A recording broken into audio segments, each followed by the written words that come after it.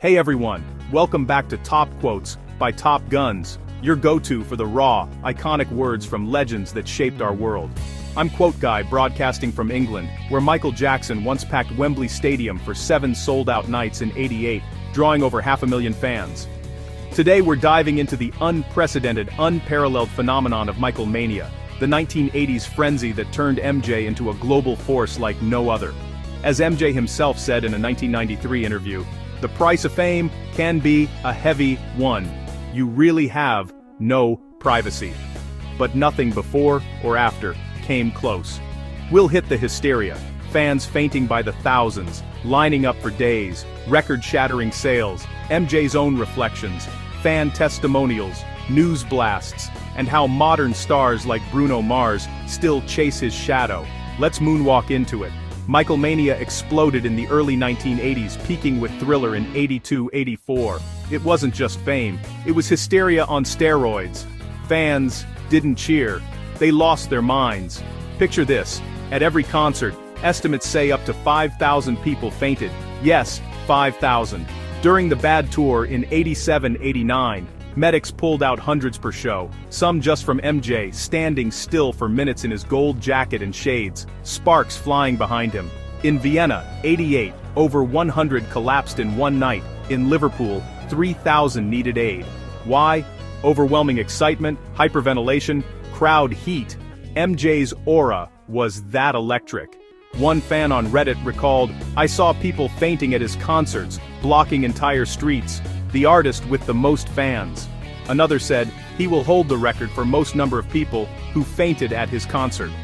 And lining up, fans camped for weeks, tickets sold out in minutes, no internet, pure chaos.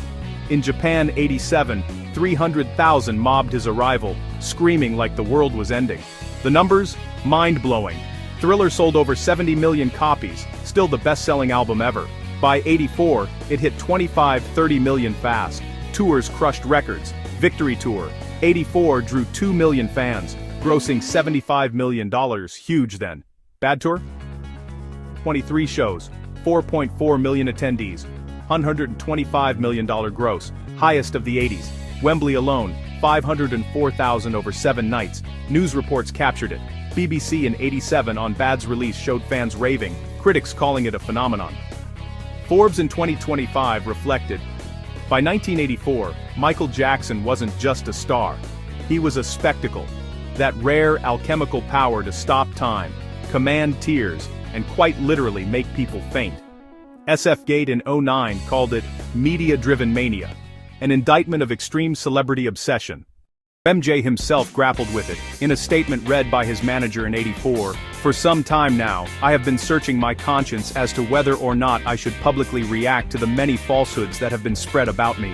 He felt the press manipulated everything once he broke records, calling him a freak after topping Elvis and the Beatles. In tapes, the minute it became the all-time best-selling album, overnight they called me a freak.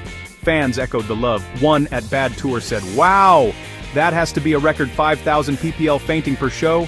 Unreal." Another, "I almost fainted too and I was watching the concert on TV." A Reddit user, "The energy around the release was still big. People buying all types of media, I miss that."